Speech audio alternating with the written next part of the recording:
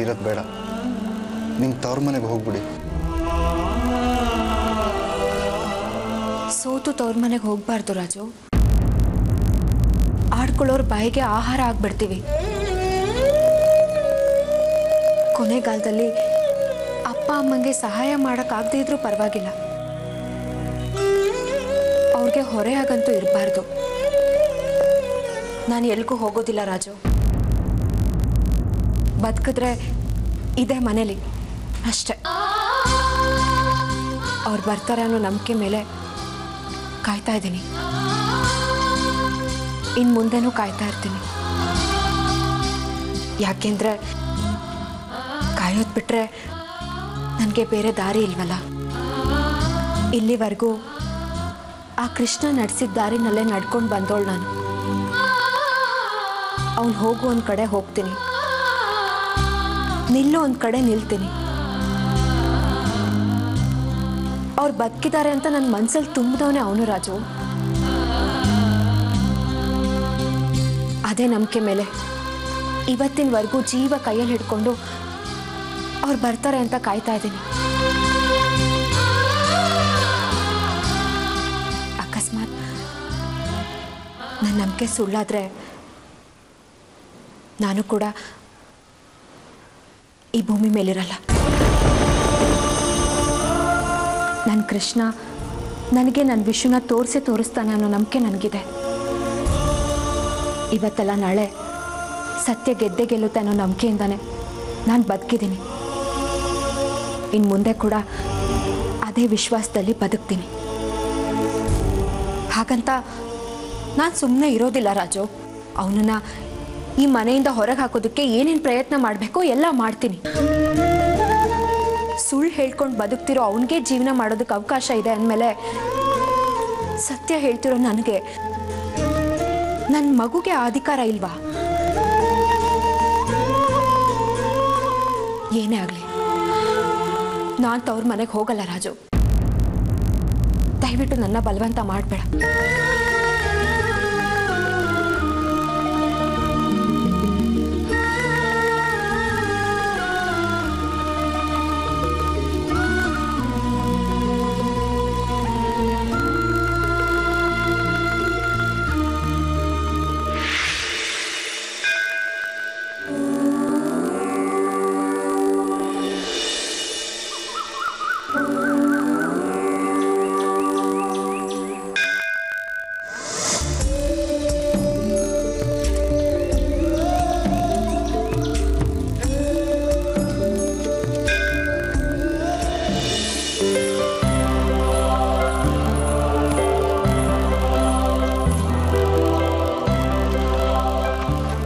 ಶ್ರೀ,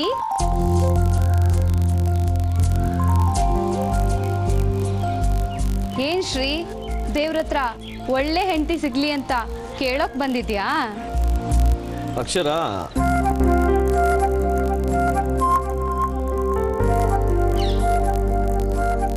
ಶ್ರೀ,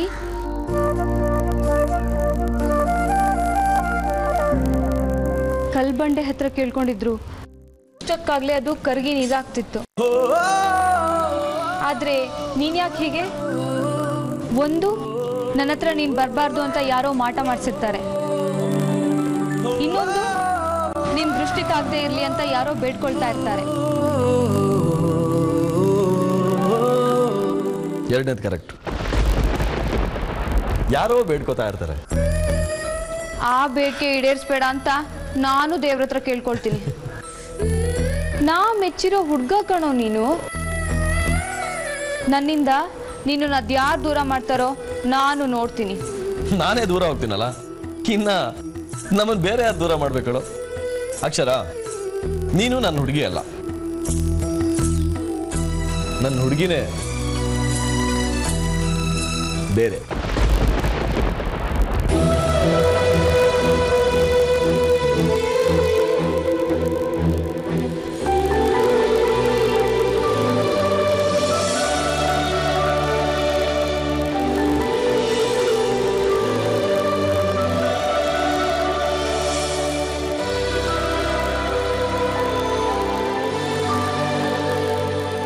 ಅಕ್ಷರ, ನನಗೆ ನಿನ್ನ ಜೊತೆ ಈ ಪ್ರೀತಿ ಗೀತಿ ಇತ್ಯಾದಿ ಮೊದಲಿಂದನೂ ಇಷ್ಟ ಇಲ್ಲ. ಬೇಕಾದರೆ ಒಬ್ಬ ಒಳ್ಳೆ ಫ್ರೆಂಡ್ ಆಗಿರ್ತೀನಿ, ಸರಿನಾ? ಬೇಕಾಗಿಲ್ಲ. ಇಷ್ಟ ಇಲ್ದಿರೋರ್ ಜೊತೆ ಫ್ರೆಂಡ್ಶಿಪ್ನು ಯಾಕೆ ಮಾಡ್ತೀಯಾ ಶ್ರೀ? ಪ್ರಾಣಕ್ಕಿಂತ ಹೆಚ್ಚಾಗಿ ಪ್ರೀತಿಸೋನ್ ಜೊತೆ, ಬದುಕಿದ್ರೆ ಇವನ್ ಜೊತೆನೆ ಬದುಕಬೇಕು ಅಂತ ಆಸೆ ಪಟ್ಟೋನ್ ಜೊತೆ, ಕಷ್ಟ ಆದ್ರೂ ಸರಿ ಸುಖ ಆದ್ರೂ ಸರಿ ಜೊತೆಲೇ ಇರಬೇಕು ಅಂತ ಅಂದ್ಕೊಂಡವನ್ ಜೊತೆ ಯಾವ ಫ್ರೆಂಡ್ಶಿಪ್ಪು ಬೇಕಾಗಿಲ್ಲ. ಯಾರೋ ಕನ್ಸಲ್ ಬರ್ತಾಳಂತೆ, ಬೆಳೆದಿಂಗಳ ಬಾಲೆ ಅಂತೆ, ನೀನೇ ಬೇಕು ಅಂತಾಳಂತೆ, ಅವಳಿಗೋಸ್ಕರ ಇವನು ನಿದ್ದೆ ಮಾಡದೆ ಕಾಯ್ತಾನಂತೆ. ಇದೆಲ್ಲ ಆಗೋದು ಬರೀ ಸಿನಿಮಾದಲ್ಲಿ. ಕಣ್ಮುಂದೆ ಇರೋ ಸಂತೋಷನ ದೂರ ಮಾಡ್ಕೊಂಡು ಕಾಣದೇ ಇರೋ ಸಂತೋಷ ಕೈ ಚಾಚೋರ್ನ ಏನಂತ ಕರೀತಾರೆ ಗೊತ್ತಾ ನಿಂಗೆ? ಶ್ರೀ ಅಂತಾರೆ. ಏನ್ ಹೇಳು? ಶ್ರೀ.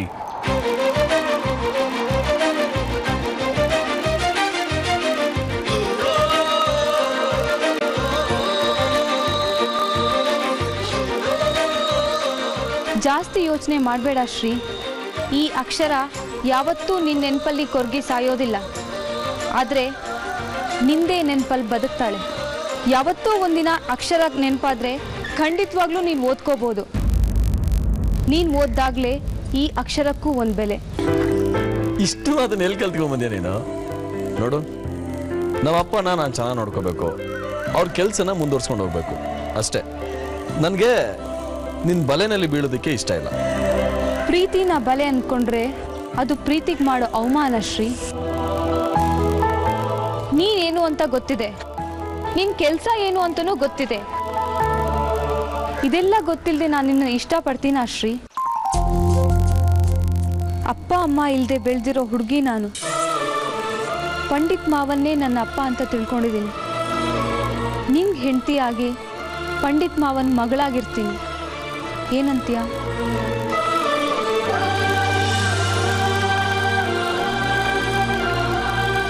ಕಲ್ ನೀನ್ ಕರ್ಗೋದಿಲ್ಲ, ಕರಗಿಸ್ದೆ ನಾನ್ ಬಿಡೋದಿಲ್ಲ. ನನ್ನ ಹಠ ನಿಂಗೆ ಗೊತ್ತಿಲ್ಲ ಶ್ರೀ. ನೋಡೋಣ ಅದ್ ಯಾವ ರಮಣಿ ಬರ್ತಾಳೋ ನಾನು ನೋಡ್ತೀನಿ. ಏನು ಬೆಳ್ದಿಂಗಳ ಬಾಲೇನ ಅವಳು? ಆ ದೇವಲೋಕದಿಂದ ಬಂದ ಅಪ್ಸರೆನ ನಾನು ನೋಡ್ಬೇಕು.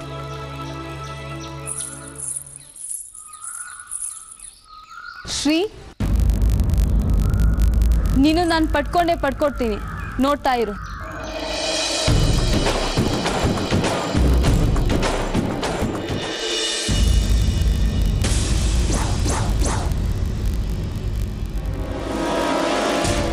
ಇನ್ನೇನು ನಾವು ಅನ್ಕೊಂಡಂಗೆ ಆಗ್ತಾ ಇದೆ.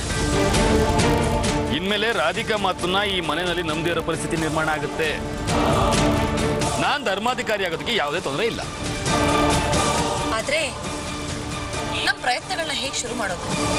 ಇಂಥದ್ದನ್ನೆಲ್ಲ ಶಾಂತನುಗೆ ಫೇಸ್ ಮಾಡಿ ಅಭ್ಯಾಸ ಇದೆ ರಮ್ಯ. ಅವನೇ ಪ್ಲಾನ್ ಮಾಡ್ತಾನೆ. ಶಾಂತನು, ನೀನೇನಾದ್ರೂ ಪ್ಲಾನ್ ಮಾಡಿ ಹೇಳು. ಇಷ್ಟು ದಿವಸ ಎಲ್ಲ ನೀನು ಅನ್ಕೊಂಡಾಗೆ ಆಗ್ತಿದೆ. ನೀನು ಹೇಳಿದ್ದಕ್ಕೆಲ್ಲ ನಾವು ಹೂ ಅನ್ನೋರಷ್ಟೇ.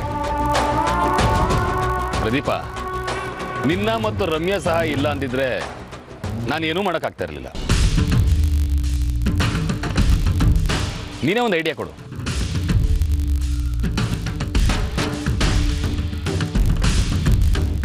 ಕೊನೆಯದಾಗಿ ಸ್ವಾಮೀಜಿ ಹತ್ರ ಹೋಗಿ ಯಾಕೆ ಮಾತಾಡಬಾರ್ದು? ಬೇಡ ಪ್ರದೀಪ್, ಬೇರೆಯವ್ರ ಮೂಲಕ ಒತ್ತಡ ಹಾಕ್ಸಿದ್ರೆ ಹೇಗೆ? ಶಾಂತನು, ಅದು ಅಷ್ಟು ಸುಲಭದಲ್ಲಿ ಆಗೋ ಅಂತ ಕೆಲಸ ಅಲ್ಲ. ಒಂದ್ ವೇಳೆ ಹಾಗೇನಾದ್ರೂ ಆದ್ರೆ ನೀನು ಈ ಜನ್ಮದಲ್ಲಿ ಧರ್ಮಾಧಿಕಾರಿ ಆಗೋದಿಕ್ಕಾಗೋದಿಲ್ಲ.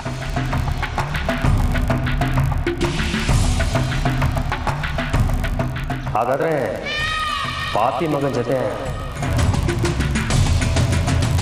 ಹೌದು ಶಾಂತನು, ಇಷ್ಟು ದಿನ ಗಾಂಧಿಗಿರಿ ಮಾಡಿ ಸ್ವಾಮೀಜಿಗಳನ್ನ ಒಪ್ಸೋದಕ್ಕೆ ಪ್ರಯತ್ನ ಪಟ್ವಿ. ಆದ್ರೆ ಅದರಿಂದ ಏನೂ ಪ್ರಯೋಜನ ಆಗಲಿಲ್ಲ. ಇನ್ನು ಮುಂದೆ ಗೂಂಡಾಗಿರಿ ಮಾಡಾದ್ರೂ ಪರವಾಗಿಲ್ಲ, ಅಧಿಕಾರನ ಕಿತ್ಕೋಬೇಕು.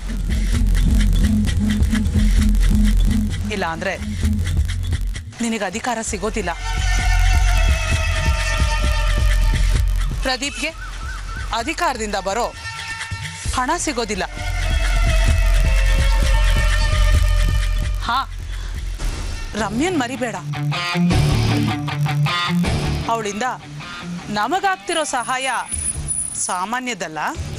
ಖಂಡಿತ ಅಮ್ಮ, ನಮಗೆ ಸಹಾಯ ಮಾಡಿರೋ ಋಣನ ನಾವು ಇಟ್ಕೊಳ್ಳೋದು ಬೇಡ, ಎಲ್ಲ ಒಟ್ಟಿಗೆ ತೀರಿಸ್ಬಿಡೋಣ.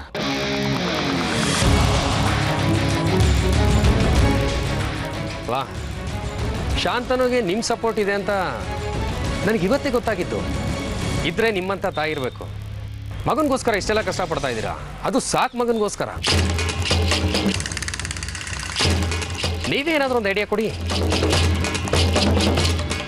ಚಿಕ್ಕ ಪುಟ್ಟ ಸಮಸ್ಯೆಯಿಂದ ಈ ಕೆಲಸ ಆಗೋ ಥರ ಕಾಣ್ತಿಲ್ಲ. 2 ಊರುಗಳ ಮಧ್ಯೆ ಸಮಸ್ಯೆನ ಹುಟ್ಟಾಕ್ಬೇಕು. ಮಗನಿಗೋಸ್ಕರ ಇಷ್ಟೆಲ್ಲ ಕಷ್ಟಪಡ್ತಾ ಇದ್ದೀರಾ, ಅದು ಸಾಕು ಮಗನಿಗೋಸ್ಕರ. ನೀವೇ ಏನಾದರೂ ಒಂದು ಐಡಿಯಾ ಕೊಡಿ. ಚಿಕ್ಕ ಪುಟ್ಟ ಸಮಸ್ಯೆಯಿಂದ ಈ ಕೆಲಸ ಆಗೋ ಥರ ಕಾಣ್ತಿಲ್ಲ. 2 ಊರುಗಳ ಮಧ್ಯೆ ಸಮಸ್ಯೆನ ಹುಟ್ಟಾಕ್ಬೇಕು. ಅದು ಪಂಚಾಯಿತಿ ಮುಂದೆ ಬರುತ್ತೆ. ಆಗ ತೀರ್ಪು ಕೊಡೋದಿಕ್ಕೆ ಧರ್ಮಾಧಿಕಾರಿ ಬರಲೇಬೇಕು. ಸಮಸ್ಯೆನ ಹುಟ್ಟಾಕೋದು ಅಷ್ಟು ಸುಲಭ ಅಲ್ಲ.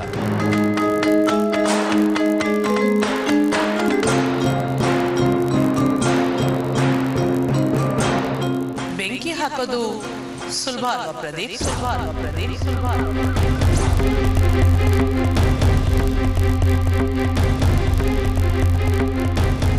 ಹೌದು, ಬೆಂಕಿ ಹಾಕೋದು, ಇಡೀ ಊರಿಗೆ ಬೆಂಕಿ ಹಾಕೋದು. ಈ ಬರೂರು ಮತ್ತೆ ಕಲ್ಕಪ್ಪ ಗ್ರಾಮದವರು ಆಗಾಗ ಹೊಡೆದಾಡ್ಕೊಂಡು ಸಾಯ್ತಾನೆ ಇರ್ತಾರೆ. ಅದನ್ನ ನಾವೇನ್ ಕ್ಯಾಶ್ ಮಾಡ್ಕೋಬೇಕು.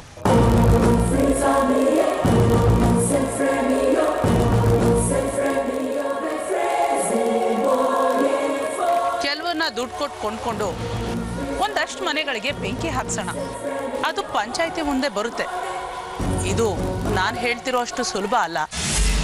ಆದರೆ ಇದಕ್ಕೆ ಸ್ವಲ್ಪ ದುಡ್ಡು ಖರ್ಚು ಮಾಡಬೇಕಾಗತ್ತೆ. ಆಗ ನಾವು ಅನ್ಕೊಂಡಿದ್ದನ್ನ ಸಾಧಿಸ್ಬೋದು. ಗುಡ್ ಐಡಿಯಾ ಪ್ರದೀಪ್, ಏನಂತೀಯ? ಎಂಥ ಮನೆ ಹಾಳು ಐಡಿಯಾ ಕೊಡ್ತಾ ಇದೀಯ ಅಂದ್ರೆ ನೀನು ಎಂಥ ಹೆಣ್ಣಾಗಿರ್ಬೇಡ. ಹಾಗಾದರೆ ರಾಧಿಕಾ ಹೇಳ್ತಾ ಇದ್ದದ್ದು ನಿಜಾನೇ. ನೋಡ್ತಾ ನಿಮ್ಮ ಜೊತೆಯಲ್ಲಿ ಇಟ್ಕೊಂಡು ಶಾಂತನ ಧರ್ಮಾಧಿಕಾರಿ ಆಗೋದನ್ನು ಹೇಗೆ ತಪ್ಪಿಸ್ತೀನಿ ಅಂತ.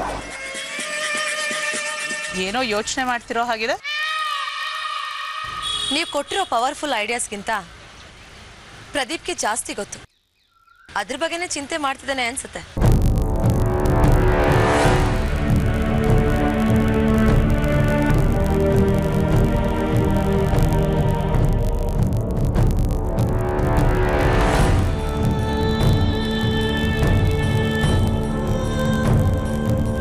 ಹಲೋ, ಒಂದು ದೊಡ್ಡ ಡೀಲ್ ಇದೆ.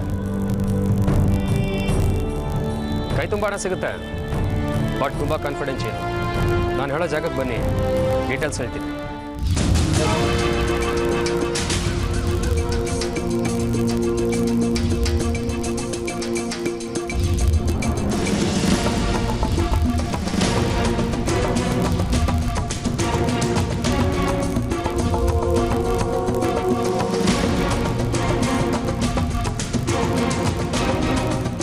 ಶಾಂತನು ಜನಗಳ ಜೊತೆ ಮಾತಾಡಿದ್ದೀನಿ.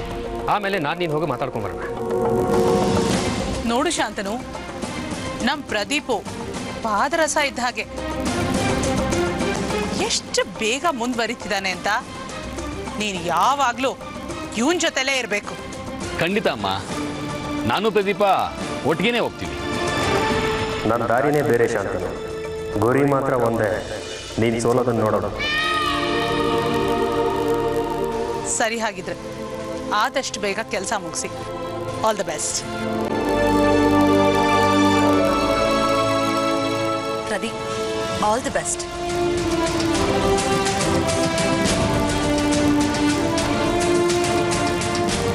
ಗುಡ್.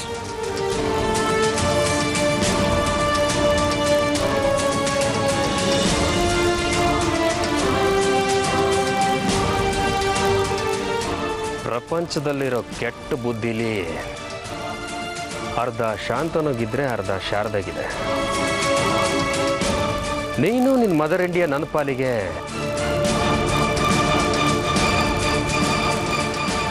ಉಪಯೋಗಿಸ್ಕೊಂಡು ಬಿಸಾಕೋ ವಸ್ತು ಇದ್ದಾಗೆ.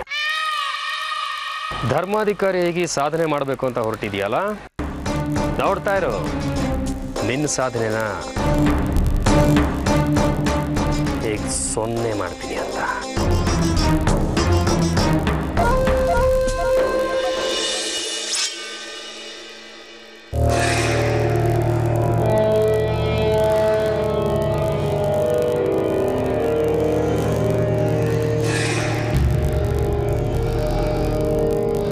ಶ್ರೀ, ಏನೋ ಯೋಚನೆ ಮಾಡ್ತಿದ್ಯಾ?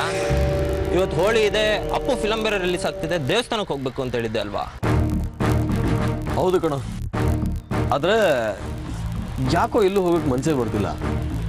ಪಾರ್ಥ, ಒಂದು ಕೆಲಸ ಮಾಡು, ಈ ಪ್ರೋಗ್ರಾಮ್ನ ಕ್ಯಾನ್ಸಲ್ ಮಾಡಿ ಮನೇಲೇ ಇದ್ಬೇಡ, ಆರಾಮಾಗಿ. ಅಲ್ಲ ಶ್ರೀ, ನೀನು ಪ್ರತಿ ಮಂಗಳವಾರ ದೇವಸ್ಥಾನಕ್ಕೆ ಹೋಗೋದು ತಪ್ಪಿಸ್ತಿರ್ಲಿಲ್ಲ ಅಲ್ವಾ? ಅದಕ್ಕೆ ಕೇಳಿದೆ ಅಷ್ಟೇ. ಅದು ಅಲ್ಲದೆ ಇವತ್ತು ಅಪ್ಪು ಫಿಲಂ ರಿಲೀಸ್ ಆಗ್ತಿದೆ ಕಣೋ, ನೀನು ಇಲ್ಲಿ ಕೂತಿರೋದು ನೋಡ್ರೆ ನನಗೆ ನಗು ಬರ್ತಿದೆ. ಹೌದಲ್ವಾ? ನನಗೆ ಯಾಕೆ ಹೀಗಾಯ್ತು ಇವತ್ತು? ಒಂದು ಕೆಲಸ ಮಾಡೋಣ, ದೇವಸ್ಥಾನಕ್ಕೆ ಹೋಗಿ ಅಲ್ಲಿಂದ ಹೋಳಿ ಮುಗಿಸ್ಕೊಂಡು ಥಿಯೇಟರ್ಗೆ ಅಪ್ಪು ಸಿನಿಮಾ ನೋಡಕ್ಕೆ, ಏನಂತೀಯ? ಸರಿ, ನೀನು ಹೆಂಗೆ ಹೇಳ್ತೀವ ಹಂಗೆ ಶ್ರೀ, ಬಾ.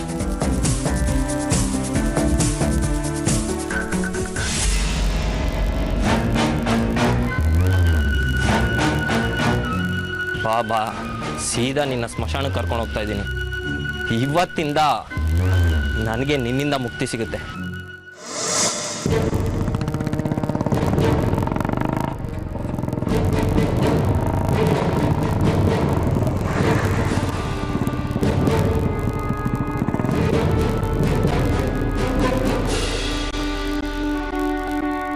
ಶ್ರೀ, ಏನಾಯ್ತು?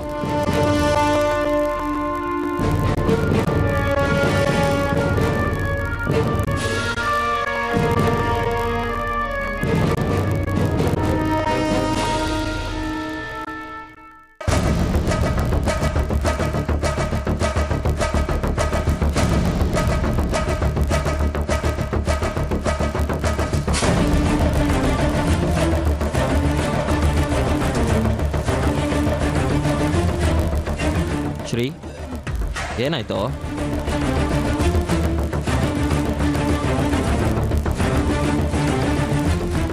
ಪಾರ್ಥ, ಇವತ್ತು ನಾವು ಅಲ್ಲಿಗೆ ಹೋಗ್ಲೇಬೇಕಾ? ಮನ್ಸಿಗೆ ಯಾಕೋ ಒಂಥರ ಕಿರಿಕಿರಿ ಅನ್ಸಿದೆ ಕಣೋ. ಒಂದು ಕೆಲಸ ಮಾಡು, ಇವತ್ತು ಆ ಪ್ರೋಗ್ರಾಮ್ನ ಕ್ಯಾನ್ಸಲ್ ಮಾಡು. ಯಾಕೋ ಶ್ರೀ, ಏನಾಯ್ತು? ಗೊತ್ತಿಲ್ಲ ಕಣ, ಒಂಥರ ಭಯ ಅನ್ಕೋ. ಈ ಶ್ರೀಗೆ ಯಾವತ್ತೂ ಭಯನೇ ಆಗಿರ್ಲಿಲ್ಲ, ಆದ್ರೆ ಯಾಕೆ ಹೀಗಾಗ್ತಿದೆಯೋ ಗೊತ್ತಾಗ್ತಿಲ್ಲ ಕಣೋ. ಭಯಾನ ನಿನ್ಗ? ಸರಿ, ಬೇಡ ಬಿಡು, ಬಾ ಹೋಗೋಣ. ಪಾರ್ಥ, ಒಂದು ಕೆಲಸ ಮಾಡೋಣ, ಈ ಬೇರೆ ಪ್ರೋಗ್ರಾಮ್ಸ್ನೆಲ್ಲ ಕ್ಯಾನ್ಸಲ್ ಮಾಡಿಬಿಡು, ದೇವಸ್ಥಾನಕ್ಕೆ ಹೋಗಿ ದೇವ್ರ ದರ್ಶನ ಮಾಡ್ಕೊಂಡು ಬಂದ್ಬಿಡೋಣ. ಸರಿ, ಬಾ ದೇವಸ್ಥಾನಕ್ಕೆ ಹೋಗೋಣ.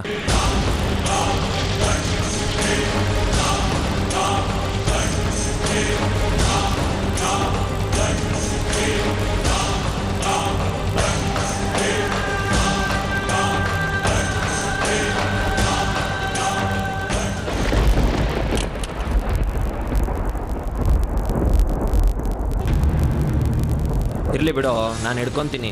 ಇದಿದ್ರೆ ನಿನ್ನ ಗಾಡಿ ಓಡಿಸೋಕೆ ಕಷ್ಟ ಆಗುತ್ತೆ. ನಡಿ.